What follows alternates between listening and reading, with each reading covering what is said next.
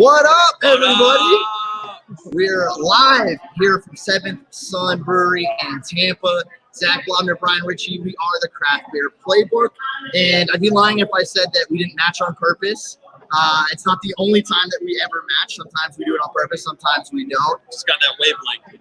And here's the best part about today's episode, Brian. Not only are we live at 7th Sun Brewery here in Tampa, but think about that. Our 7th episode, 7th Sun Brewery. That wasn't planned either. It's fate. We've got the planets just aligned today for this to happen. I'm so pumped. We got Devon. We're going to be hearing about this story. I'm so jacked up about this. And let's not, bury the lead here. Let's get straight to the good stuff. 7th Sun Brewery owner Devon Kreps is with us. Devon, first of all, thank you for having us out here. And for those of you watching on the Facebook Live, she's at the Dunedin location. We're at the Tampa location. We've got it covered. But Devon, what's up? How are you doing? How are things over in Dunedin? Hey guys, how's it going? Things are good here. Awesome. Doing good. The weather is fantastic. I'm very happy. We got really lucky here. Look, you can drink beer at any time in the day in any weather, right? Let's be honest. But on a Saturday in Champa Bay, the sun's shining, the beer is being poured. It's a good time. So I want to remind everybody to come on out and check us out here. We'll be out here till at least 3 o'clock. Again, we're at the Tampa location, but if you stop by the Dunedin location, Devon will say hello. She'll take care of you. She'll sign your baby if you got one. She'll sign, I don't know, right? You'll sign babies. Like, we're here. You got a month for this. Maybe signing. If you're into that kind of thing. Yeah, you got it. So Devon, I want to start with, we're drinking right now, by the way. Devon, do you have a beer? Do you have a beer with you, Devon? Actually, I don't. I need to get one, but. No pressure. No pressure at all for you. Well, Yeah. We're gonna cheers. Like, we gotta do that again. Cheers to you, Devon. Cheers to you in a second when you get your beer. Yeah. It's an early cheers. So Devon, we gotta ask you. So 7th Sun. The first thing I want to start with is everybody's always curious how these names come up at different breweries, right? And so, give us a little bit of background. How did 7th Sun, the name, start, and talk about how you got going here with the breweries as well? Yeah, so the number 7 has always been kind of like a thing that occurs frequently in my life. It's kind of my lucky number. My birthday is on the 7th, and so I wanted to incorporate that into the name. And then to top it off, my parents are in advertising, their artists, and so I kind of called upon them to help me brainstorm some things. And so my dad actually came up with a really unique spelling that we have, which is the number 7, VENTH. And then, of course, sun for the Sunshine State. So, and then, I thought that name was really cool. And he's like, oh, if you like that name, I kind of whipped up this logo really quick. And he sent me just this sketch of a logo, which is the one we have to this day. This one, right here. I love that. And when I saw that logo, I was like, yes, it all came together. And that's how 7th Sun was born. So your dad made the logo? Yeah. Mm-hmm. Yeah. Wow, My dad's awesome. a graphic designer, artist. He was a fine artist when I was a baby, but now he just does all the computer stuff. But Little did he know that he was going to someday be making your logo for breweries in Florida. And talk about how things, they come full circle. It's awesome. It's a logo that's very well known. We see it throughout Tampa Bay. People love the 7th Sun Brewery, but they love the beer too. And it's great that you guys are out in different locations. As much as we love to see people stop into the brewery, we see that your beers are out. I told Brian I picked some up in a random gas station the other day. I picked up the Headbanger IPAs. I'm like, what? How did these get into it? I was so happy that they were there and caught off guard.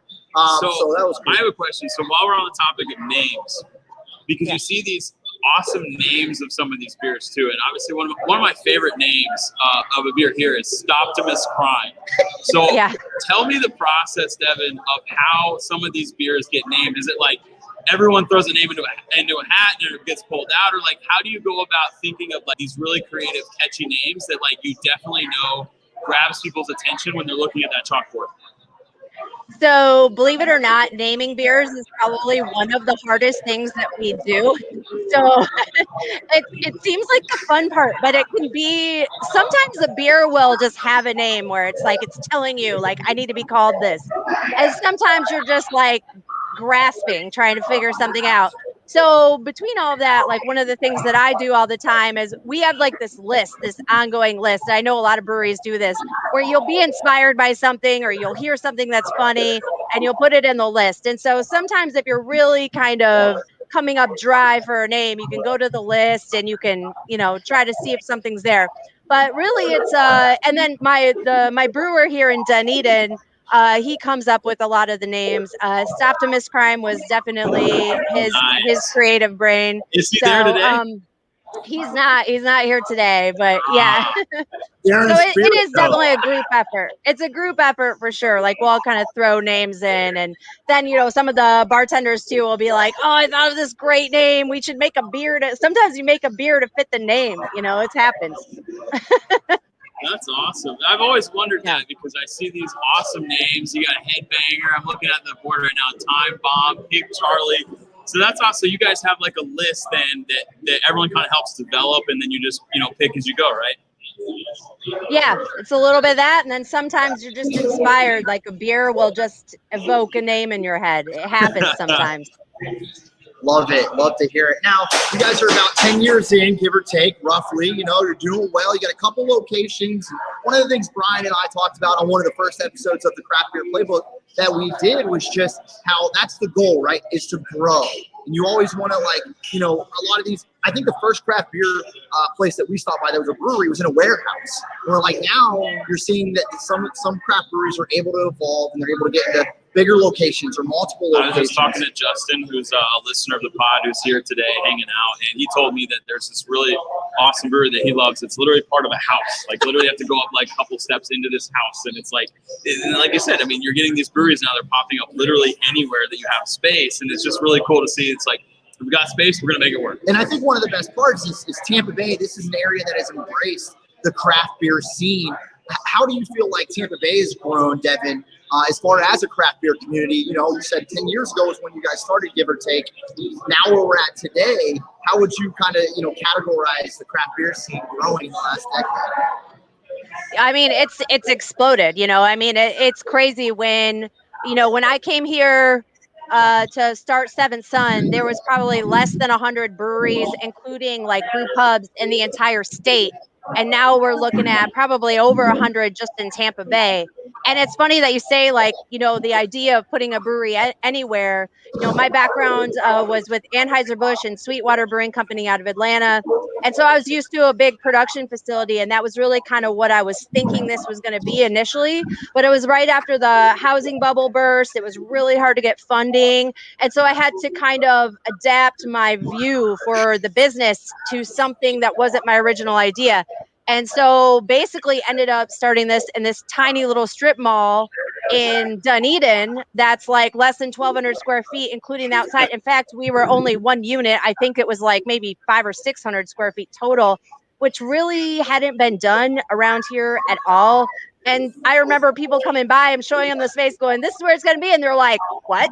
Are you crazy? And it's like, we're going to make it work. So we were kind of on the beginning edge of that trend. And then now in Tampa, where you guys are at, that's a 18,000 square foot building, much more what the original idea was. So, and the beer scene in Florida has just evolved in such an awesome way. There's so many great breweries. There's so much creativity happening. And, I'm obviously biased, but I think Tampa Bay is, kind of at the leading edge of all of that. And I'm glad to be a part of it.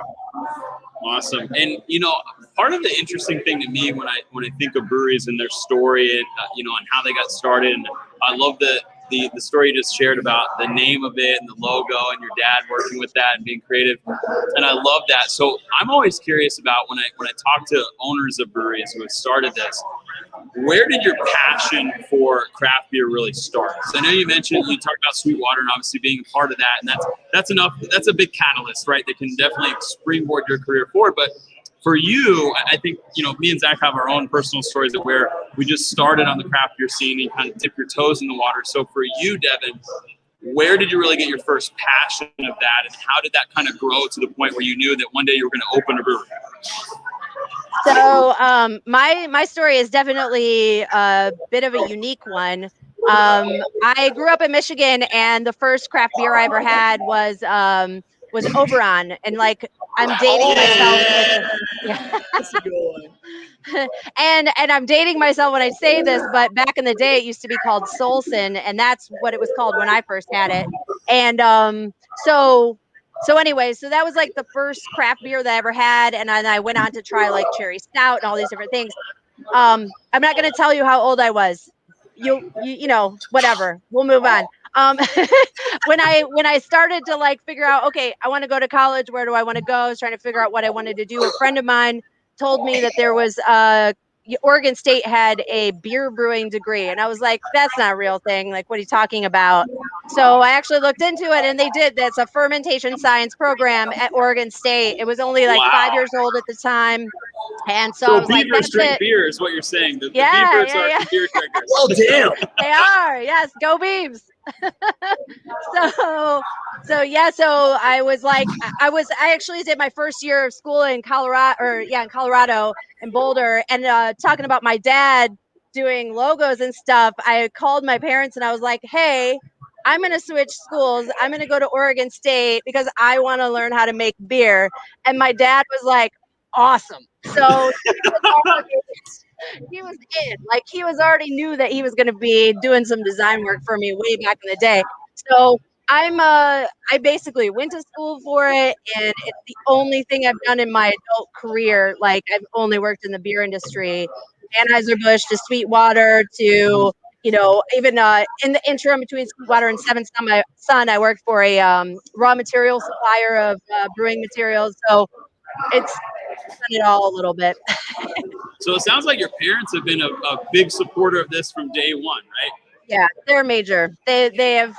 I couldn't have done it without them. They have helped me along every step of the way. So yeah. Awesome. So how often did they swing into the location and visit you and hang out for a little bit? I mean, so they live in Michigan most of the time, but they do the snowbird thing. So they will come down. They actually stay with me in the winter, and so, you know, they're obviously taking things a lot more cautiously these days because they're in their 70s. But, you know, prior to the world we're living in now, they'd come in all the time. You know, obviously they drink for free. What's mom and dad's favorite beer?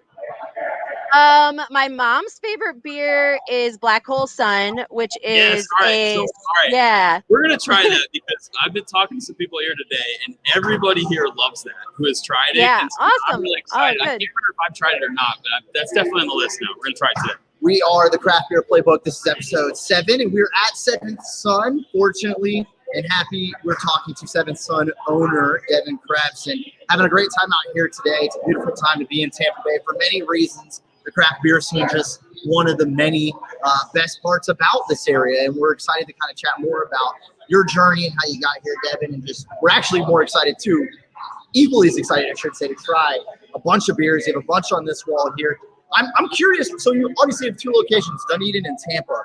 How much would you say that those draft lists, are they the same draft list? Do you guys kind of mix and match? How do you kind of go about creating basically a draft list for 2 different locations?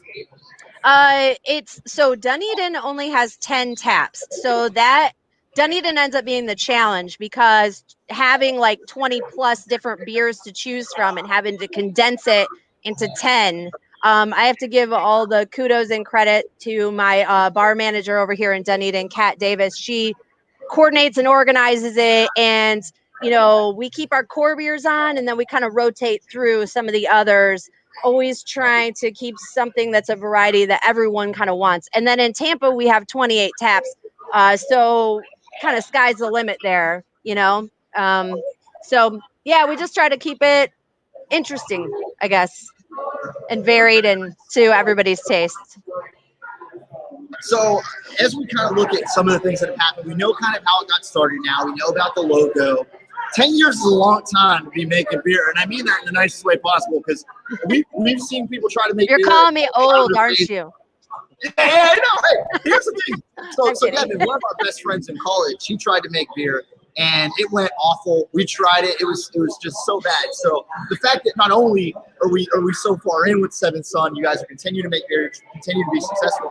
Honestly, it's something to be proud about. It's something to really hold your head high about. And I wanted to ask you, just kind of over this, span, like what are some of the highlights that you've kind of seen firsthand. You're in charge. You're at it all.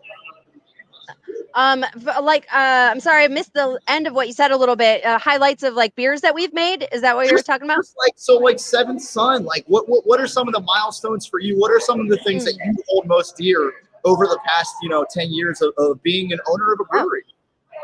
I think definitely one of the big ones was getting Tampa open. We're 3.5 years old over there now.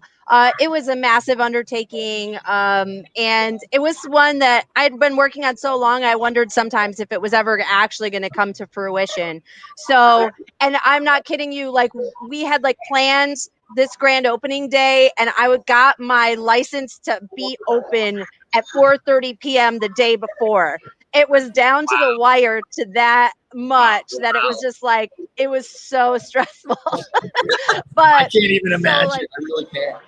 Yeah, and that day, I mean, we had like probably thousands of people show up. The air conditioner stopped working. It was all crazy, but so good. Like, there's so many people, so much support. People had been waiting for us to open forever, and so they were stoked about it. And there's no comparison to that moment for sure. Awesome. I know this is a tough question, but what are you asking tough questions for? No, we're literally drinking beer. We're having a good time. You got a tough question? No, it's a fun question. But you said it was tough. It's fun, but it's tough because it's going to be a lot to think about. So you've talked about the story of how this has developed over the last 10 years. All-time favorite beer, and then again, I know that's probably hard to pare down, but I know there's probably something up there. So all-time favorite. I got one. So this one was so cool because it got to Cascade, makes amazing sour beers. They're out of Portland, Oregon, and they have all these incredible blends and all these barrel-aged beers. And it got to tour that place and literally pick out a barrel that we got to make a beer ourselves here, a barrel-aged beer, and then blend the two together. So they literally shipped us beer straight out of the barrel, not finished, not carbonated.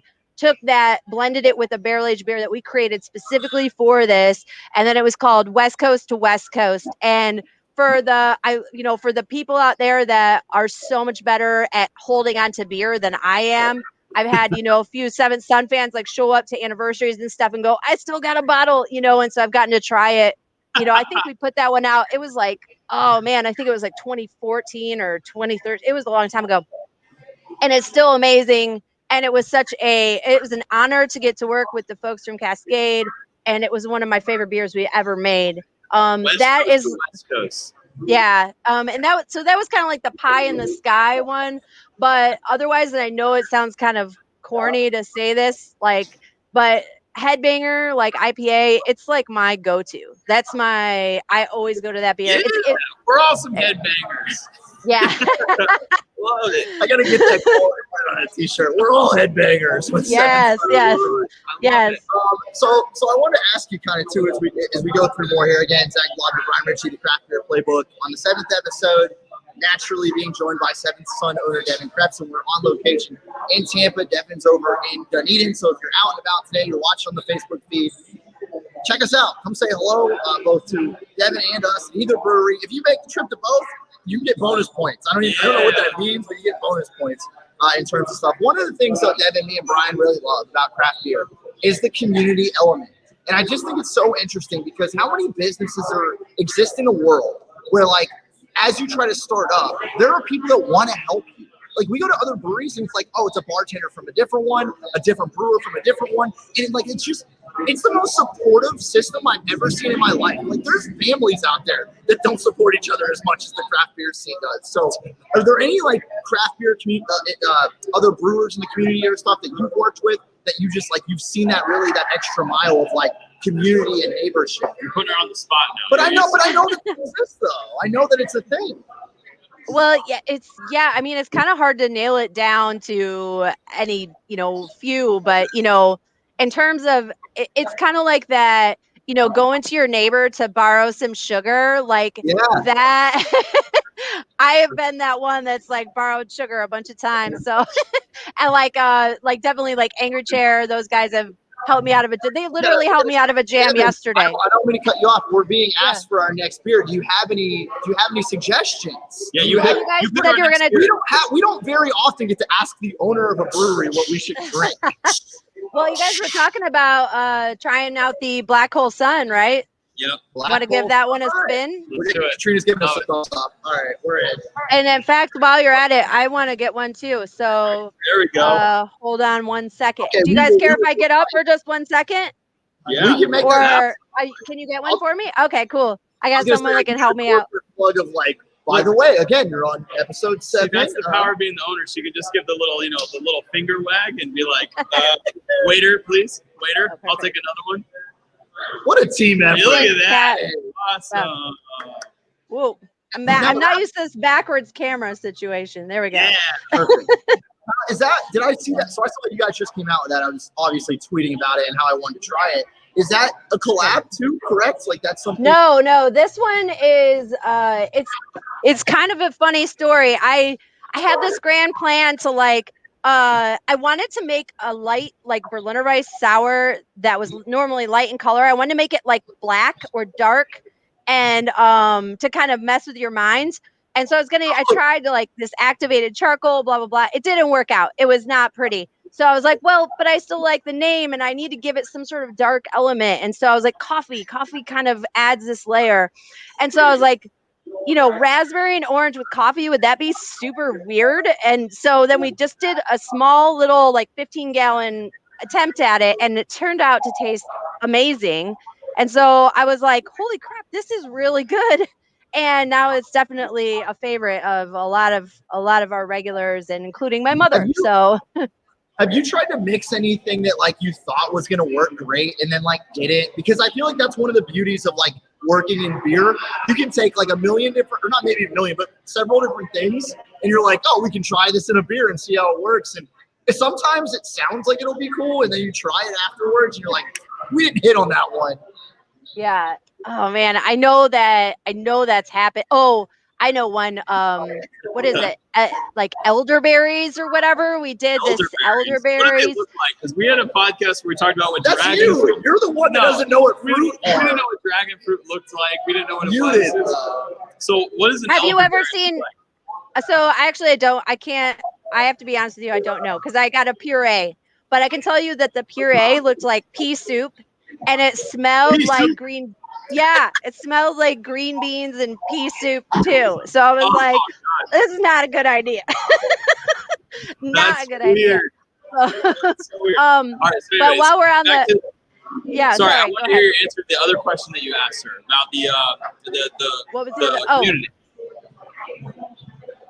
Yeah, I mean, look, the community. Too, yeah, not even necessarily a specific brewery, but just I know I've heard so many stories of how you can go to a different brewery and maybe if you're missing something or need help, it just seems so inclusive, right? I think that's the word I'm looking for. Is it just seems like everybody's kind of on the same page as far as obviously everybody wants to do well in business and in a way, I mean, not in a way bluntly, craft beer breweries are head to head, but. And I'm not going to story time, Devon. I'm just letting you know this is what I do. I'm long-winded. He gets on a roll. He just doesn't stop. So my first time ever here was during a brew bus trip. We were on a brew bus trip for my birthday, and we started here at 7venth. Now, full disclosure, this is probably the only brewery I remember from the trip because I had a good birthday. But with that being said, I was like, this is cool because we're literally going to all these breweries that are competing, but also teammates. They're like, hey, we want everybody to win. And I think that's another thing. If you're being honest with yourself in the craft beer scene, you realize that people are going to want to try different things in bar hop and brewery hop and stuff. And why work against each other when you can work with each other? And I don't want to put words in anybody's mouth, but it feels like that from the outside looking in. Yeah, I mean, that's absolutely true. It is one of the things that's, said over and over again about the industry. It is so unique for that aspect because we're friends, and we help each other out. And most of the time when you're in similar industry, you're competing, there's rivalries and, not to say there's not mild rivalries out there, but it's so light and so low and so uncommon and helping somebody always comes ahead of that almost every time. So I think part of it is just because we're all creating our own things and we all have something so different to offer.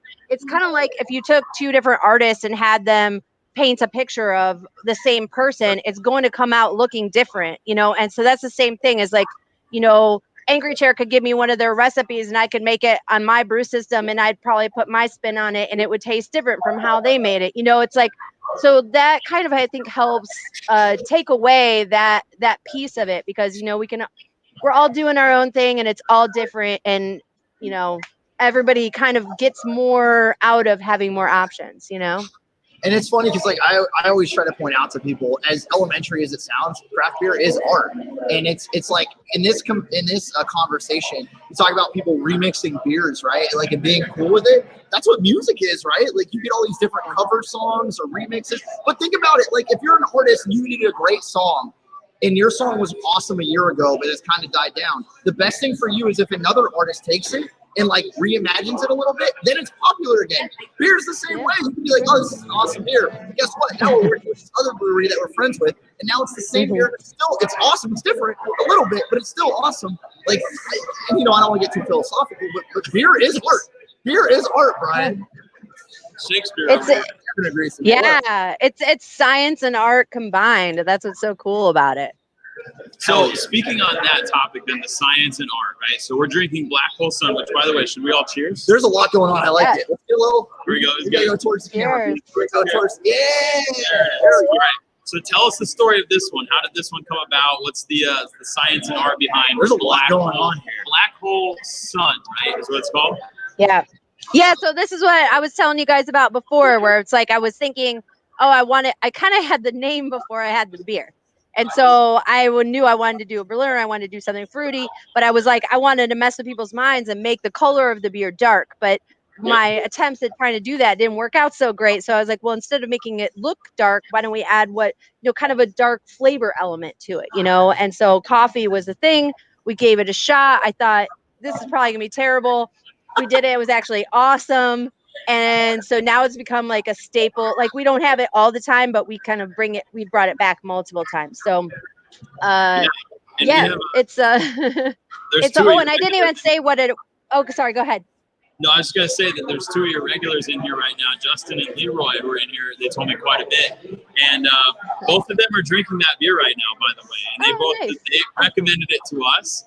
And Leroy was explaining it, and I think he nailed it. He said it's unique because when you smell it, you've got the coffee smell, but it's much stronger on the blackberry. So you don't really taste a lot of the coffee so much. It's really the blackberry which gives that nice tart. It's raspberry. It's unique with the smell. Just to clarify, it's raspberry. So it's raspberry orange, and coffee sour. Yeah. Awesome. Love it. I appreciate the story on that. Yeah. Man, Devon, I really truly feel like we could talk to you all day. We'll have to do a second event here. We're at the Dunedin location with you, but we're going to take a quick break. We're going to hit halftime here. Devon, you're the bomb. You know, we got nothing but love for you.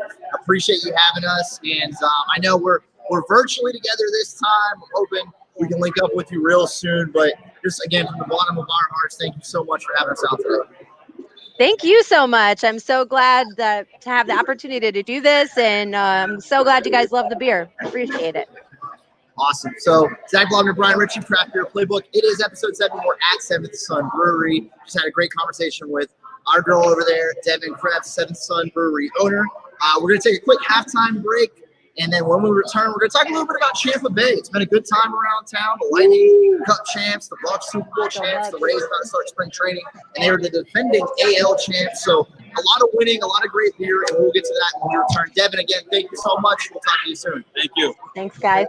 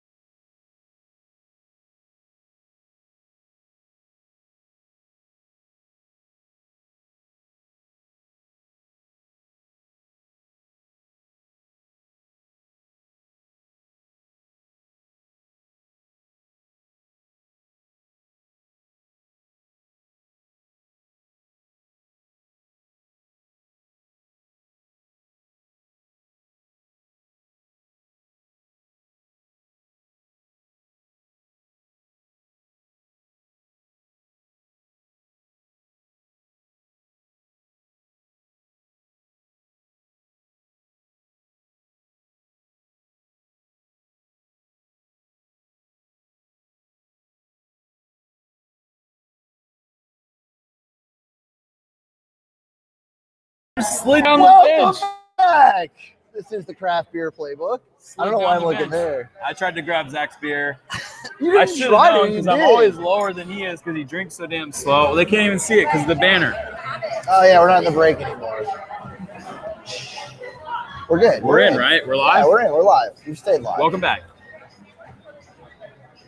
All right, so B, first of all, shout out to Devon Kreps. Awesome. Love her. That was awesome. I mean, honestly, like, you can see the genuine passion of, like, her smiling and laughing and sharing that story. And that's what, like, I was so excited about for this event was just, like, not only for us. I mean, I was definitely pumped for this to like, learn, but, like, for the listeners and the viewers to, like, learn more about this brewery. There's so much more rich history than you know going into, like, a brewery and, like, the story behind that. That was awesome. And it's funny because, like, you know, I've been doing a lot of, like, podcasting and audio and radio work for a long time. And you come up to different people and you're like, hey, like, we're going to do this interview with you, you know, whatever you call it. And I even told Devin beforehand, I was like, 12, maybe 20 minutes if it goes well. Pretty sure we went over 30. Yeah. But that's good. That's somebody who enjoys what they do. When you're passionate about what you're chatting about, it just comes along so naturally, so casually. Yep. And it's great to have great beer. It's great to have great people running the beer that you're drinking from these breweries, and that's exactly what Devon is. So thanks again, Devon, for joining us. We'll chat with you more soon. We are still at 7venth Sun. We're going to have a few more brews here. We're at the Tampa location if you want to come check us out. It is episode 7 of the Craft Beer Playbook. Shout out to Katrina. Woo! Hooked us up, too. We had the Mangrove double IPA shot. It's a thing they do here because it's double-digit IPA, double IPA. Double-digit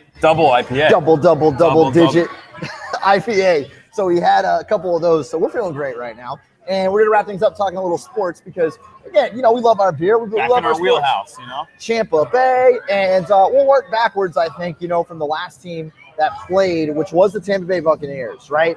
And we've talked about them a lot on our podcast in terms of free agency. I keep waiting for news to break, right? Like, oh, we tagged Godwin. Oh, we extended Brady. The Texans have already started. They're starting to clean house already. There's something going on there. Oh, you know, the same thing in Carolina. They've cleaned out like 5 or 6 or 7 guys. Going on there, man. But the Buccaneers, haven't done anything yet. I think they're waiting. They're waiting. I think that they're negotiating. And I think that depending on what Shaq Barrett. And I think I've seen that some of your followers through WDA, they disagree with you. They think Godwin is the guy. So explain your reasoning. Let's hear it because I want to hear this too. As a Dolphins fan, I'm not a Bucs fan, so I want to hear because I'm not sure I fully agree with you, but I want to hear your reasoning. Well, I think pass rush is more important than a receiver when you have Mike Evans locked up. Like if Mike Evans didn't exist, yeah, you could argue with me about Chris Godwin. But I think when you look at this team, it's harder to do. They're going to have other receivers that can step in, Scotty Miller, Tyler Johnson. You can bring Antonio Brown back. It's a lot cheaper to do that. And I think when it comes to the pass rush game, it's a lot harder. I mean, look, you don't even have to be a Bucs fan. Just think about the NFL. How hard is it to find an elite pass rusher? I don't think the argument is should the Bucs bring back an elite pass rusher or not. The argument really is Shaq Barrett an elite pass rusher? And in my opinion, yes, he led the league with 19 and a half 2 seasons ago. For sure. I think he's definitely above average significantly. So I don't know. Again, having a wide receiver 1 is important. The Bucs have that. You're not arguing about wide receiver 1. You're arguing about wide receiver 2. True, but I've seen a lot of your followers' arguments that I agree with, and you made a good point. Which ones? What do you agree with? Hold on. Can you be more specific? Well, let me finish. Let me say my point. You're stirring the pot. I am stirring the pot. That's what we are about in the Craft Beer Playbook here. We stir I'm pots. drinking the pot of beer. Listen, we've drank plenty of pots of beer. Listen, you just said know the league, right? Know the league. And yes, edge rushers are important. However, passing game is important. So I agree with the sense that when you've got 2 guys that could literally be seen as a number 1. I mean, you have Mike Evans. If Godwin walks, he will be a number 1 on the team that signs him. I guarantee you that. So you have a team that has 2 potential number 1s now. You've got Tom Brady, who's still, for some ungodly reason, is still playing at a high level. Avocado reason. Dude eats avocado toast for dessert, bro. Gronk's eating avocado avocados now. Avocado tequila. Yeah, exactly. Avocado beer next week on the playlist. You know what? I will say this, though. As a Dolphins fan, what I'm most frustrated with is how good Tom Brady is at social media. And it makes me wonder, I'm like, does he have someone doing this or is he that naturally funny? because I don't think I can hate the guy anymore. I feel the same way about Eli Manning. Like, he was gone, Right? and then all of a sudden he's on social, and he's like 10 out of 10. It's like I'm really like, good. whoa. He's like throwing some No barbs way. and some burns here and there. And I'm They like, definitely have somebody- dude, when they you have watch somebody. the guy play, you're like, this guy looks like just like You know what would be Flat awesome line. if we found out like Giselle was behind Tom Brady's Twitter? Right? That would or shut like it his down. son. His son's just like tweeting out shit, or it's just like Shut you it know, down, bro. he's just like- If that happened, If his son tweeted out the avocado tweet when he was hammered coming off the boat, I think his son's like 11. I don't know. I if know he- that's what I'm saying. That would be hilarious. It'd be the ultimate like, wow. Then again, I've heard some 11-year-olds on Twitch, so that would be like the most tame thing. well, we both played Call of Duty, and we've been online, and we've heard some 11-year-olds. They've got a pretty widespread vocabulary, so That's a nice way to put it. But So the they Bucs, you feel good about though. You feel good about the division. Here's one of the fun conversations I had earlier this week. There's now a rumor out too that even like makes this even more relevant. So the Falcons could potentially trade up in the draft. That's something that's starting to trend. I don't know if you saw that. We know the Panthers are in the market for Deshaun Watson, potentially offering McCaffrey and several first-round picks. We've heard that Russell Wilson would like to go to the Saints. Bizarro world. Russell Wilson goes to New Orleans. Deshaun Watson to the Panthers. Let's just say Justin Fields. Because it's not going to be Trevor Lawrence. Let's say Justin Fields goes to the Falcons, and it's Tom Brady with the Bucs.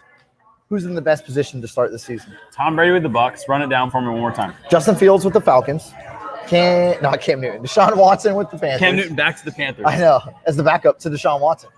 And then Russell Wilson so with you're the saying Saints. Deshaun Watson to the Panthers? They've made it. They're making these giant no, offers. I'm just saying, like you're giving Oh, me in the Bizarro World. Yeah, Bizarro world. They've offered McCaffrey and like 3 first-round picks. So you're saying you want me to pretend that happens? Yeah, we're living in the. You're welcome.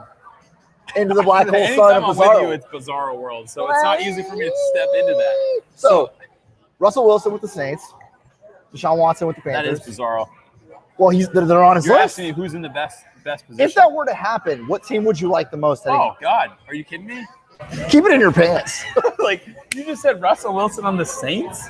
Well, that's And listen, I know they're they're in on the salary cap list. hell, but like, What if they holy did trade crap. Kamara to get him? Well, I'm sure they would. That's the thing. People come up with these ridiculous scenarios. It's Well, like, the Panthers have offered McCaffrey as a part of the package to get Watson. is that confirmed though, or is that a rumor? Because see, it's not confirmed. They were going after. We live in a world where you don't confirm things. You deny. The Panthers were going after Stafford. That was confirmed. We haven't seen anything confirmed about what they've tried to offer or give up for Watson. So I listen. The Texans have started clearing cap. They're in a weird spot. There's something going down there. I just don't know who is. I don't know who's giving the most value on these calls. You know, people are calling.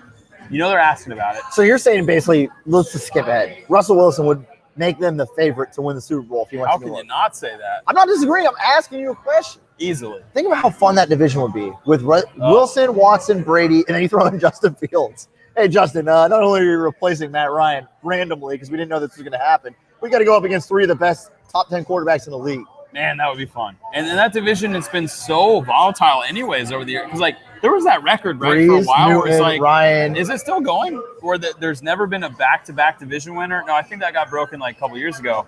Maybe. But there was that thing with the NFC South for like 10 years where there was never a repeat division winner. It was That's right. always rotating. It got broke a couple seasons ago by the Saints. Okay. Yeah. But Not that this would be, season, last it's season. been so volatile. Like, as a Dolphins fan, I've just been used to just watching the Patriots win the division every year. But to see the NFC South, like, you always have a chance. And even now, going into next year, because the QB carousel that we're going to see, free agency draft, there's so much weird stuff going on. It's up for grabs. The one thing I do know, the world champion Tampa Bay Buccaneers will start the season defending that title. Another team that's defending a title, the Tampa Bay Lightning, they had a weird stretch where they lost, and then they didn't play for like a week and a half. Yeah. But now they've won. Now all those games were against Carolina, mind you. And I kind of went on WDAE earlier today, and I was like, I kind of hate the new setup for the NHL. I know it's to be safe, but watching the Bolts play the Canes 5 times in a row, not something I really care for. And I watched it, but I was still I'd rather see a Bruins game mixed in, a Penguins game mixed in, a Capitals game. Give me some more flavor, right? Yeah, it's just it's kind of like just drinking the same IPA 5 beers in a row. It's good. Starts off great. The second one, you're like, this is still pretty good. 3 and 4, hey, you got to mix it up. I'd rather go from the Seventh Son's Black Hole Sun to the Headbanger IPA to the You did it mangrove. reverse, though. You did headbanger today to the Black You got to Hawks, keep so it interesting. Like I said, you got to add some flavor. keep to them on the their mix. toes. You got to do it. So I don't love it, but I am happy to see the Bolts doing what they're doing. Again, without Kucherov, we know certain guys have been banged up. Sorelli expected to be back. So I think the Bolts actually, if you were talking about the three teams as things get back rolling, you got to feel best about their chances in terms of a repeat. I agree. And it's another team I've been really impressed with this year is the Toronto Maple Leafs. They're a team playing in that that's soft Canada division, though. does it matter when you get in the playoffs? It's Ask who's got the most Toronto. talent. Listen, I'm just saying. They're a team- loaded. They're loaded. They Right, feel and like they've the been Lightning and the loaded. Capitals did the and last. they've been loaded. Fair. Been Okay, a I little bit follow. Right. underwhelming. However, you watch them this year, bro. They can score with anybody. I don't care who you are. They're putting up goals every single night. And I remember a game. Okay, so obviously we know that the Canadiens have been hot. They're a You even complete say it like you're from the Canadiens. Canadiens. What are you, Montrealian? You know, come on. If I'm going to talk sports, I got to know how to pronounce it. I can't You're say America. Canadiens. No, it's Canadiens, right? It's the Habs. So it's like, and that part's kind of weird. Le Habs, right? But then there was a tweet last The night. NHL is all about the haves and the have-nots. It was all in French, though. I was like, I need to click my translate button just to read this tweet from the damn Habs. But anyways, there was a game I remember. It was like both teams that were on like a 4 or 5 game win streak, and then Toronto just blew them out, man. And like, listen, I love the Lightning. I think they have a great chance, but they've got to get healthy, Zach. They've got to get Kucherov back hopefully by the playoffs. But that's the plan, though, right? But that's what I'm saying. That's a big question mark. And you've got Stamkos, who again has been hurt already again. It's like you missed like a game. No, he missed more than one game. And he's been a guy that was been the week where they were like unreliable in off the for past, 2 and weeks. so it's kind of frustrating, right? You look at this team and you're like, listen, if they're healthy, I don't think anyone can hang with this team full strength. The problem is they've had so much up and down with literally injuries and guys in. And it's like, can we get Kucherov and Stamkos healthy together at any point? They didn't need it last year. They won the cup. They didn't need it, but They had they're it for going like to need 5 it this minutes. year. I'm telling you right now, you can't. That's hard to sustain. The NHL is so competitive. You got guys. You got Let me teams. ask you a question. Knowing what you know right now, which Okay. is, clearly a lot can change. Knowing what you know right now, who makes the biggest impact in the Lightning's postseason this upcoming year? Kucherov or Stamkos? What do you mean by knowing what I know now? Can you Well, clarify what that means? Like with the information you currently have, Kucherov isn't playing right now. Who do you think makes a bigger impact in the postseason this year, Stammer or Kucherov? if they're both healthy, or I you didn't just say mean it. like in general? Knowing what you know right now, so it's a guess. I would say Kucherov because Stamkos is literally always so. You're more disappearing But that's act. my point. You're more confident that Kucherov will be healthy by then than Stamkos will remain healthy. Isn't that sad? All right, let's move on to the Rays. Well, No, I don't disagree. It's just like that's. it's I frustrating. asked to point it out because Right. it's wild. It is wild. I mean, he's the ultimate milk carton guy, Stamkos, and I hate to say that. He's 'cause also a big reason why they're having success this season so far without Kucherov. I think Vasilevsky has played great this year. He I has. think Braden Point is picked right back up as an elite player where he played last year. He's not. His stats aren't showing. Look, he's still elite. Don't get me wrong, but he's not playing the way. But he's a guy that literally drives the offense, right? And you have guys, you're getting contributions this year from guys who have also, last year, like Tyler Johnson has played pretty well at certain times this year, who didn't play great last year. You're getting some contributions from guys. And that's what's great about keeping the core together, right? When you keep the core together, Lightning didn't lose that many guys in the offseason. They pretty much Right. retained almost the whole team. For the most part. And that's the big thing. It's like when you can keep that team together, something that the Blackhawks struggled with when they were trying to build that dynasty is like they lost a couple of key guys to that But team. they did have a dynasty though. They won back to back. They and won you can 3 out consider of it a like dynasty 4 or because, whatever. again, these days you can't compare anything to the Patriots and what they've done in the NFL. So a dynasty in any other sport has to be really like 2 or 3 championships in 5 years. Like it's hard to do. Mm-hmm. But again, it's going to be hard for the Lightning, but they need guys healthy. Well, you get what I'm saying. I feel best about their chances to repeat as I do the Bucks or even the Rays to get back into the World Series. I mean, again, because they have the talent available, but they have to stay healthy. They've got to get some guys back. You can't. I think we both agree on this. They're not going to win a cup if Stamkos and Kucherov are both out, right? They've got to have at least one of those guys. Fair. So when we come to the Tampa Bay Rays, there could have been an argument 5 months ago that they would need either Morton or Snell to pitch lights out to have a chance to repeat. Neither are on the team now. I'm going to be honest. Out the gates, I'm high on this team. I think that they're easily going to get into the playoffs again. I think that they have just as good of a shot to win the AL East as the Yankees. And with that being said, I have to believe that they have a good shot to win the AL again. I don't think anybody's beating the Dodgers or the Padres if they somehow sneak it through. The Dodgers are better now than they were 5 months ago, and they won. So we'll talk NL and World Series on a different show, a different day. Yeah. But I still feel great about the Rays. And I know that they lost their two, out of their three main pitchers. But I think that they've done enough to replace the numbers. Maybe not like by one guy for one guy, but if you look overall, they've brought in enough talent to really work some things out. Yeah, when you look at the Rays, it kind of reminds me really heavily of that whole, Moneyball method, right? Again, we know that's kind of been the approach. Is awesome. They've perfected it. Yeah, but you look at that team and losing guys like Charlie Morton, losing Blake Snell. You look at kind of how they've tried to piece it together, right? It's not the same approach the Yankees would take, right? Yankees would say, okay, we lose a guy like Snell, we're going to go back out. We're just going to steal someone else. Let's go sign some big name guy, right? Mm-hmm. Let's go after a guy like the Yankees, Yu Darvish, right? So I had this argument actually. So the Yankees did lose two of their starting three in Tanaka and Paxton, but they brought in Italian from the Pirates, he's a stud. And then, Kluber, you could argue I don't think he's a stud anymore. I'm out on the Kluber train. I think he's average. But you could argue he's a stud. So to your point, yeah, that's literally what the Yankees did. Yeah, and that's the thing. So it's like you go to that Moneyball approach. It's how the Rays have to compete with everybody. They have to literally be someone that kind of scrapes things together. They always do a good job of it. I mean, they always do a great job of developing players, especially pitching.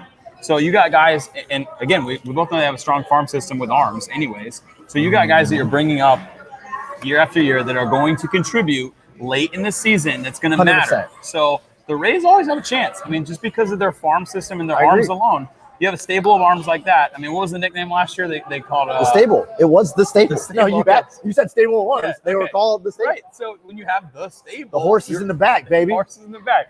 God, the horse is in the back. Oh, okay. Literally. Hey, are we gonna do we're gonna do the award, right? We're gonna do the award. You're giving awards? The giveaway.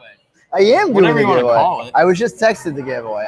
But real quick, to your point, can they replace one guy for one guy in terms of bringing in another Snell and Morton? No. But you have four vets in Hill, McHugh, Archer, and Walker. One of those guys I truly believe will have a good season. Then you add a few young arms in Patino. Yarbrough gets another chance to kind of take the next step.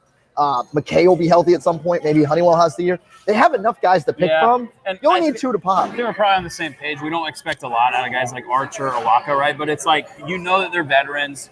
One of them will have a good season. Good veteran pitchers, they learn to adapt, right? They don't have the nasty stuff that they had when they were younger. They learn to adapt. Good pitchers learn how to play their strengths as their arm speed decreases.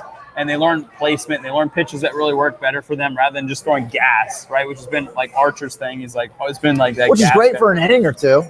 And then when the gas run out. I agree. I think that they can make enough replacements there. Look, do I expect them to win the AL this year?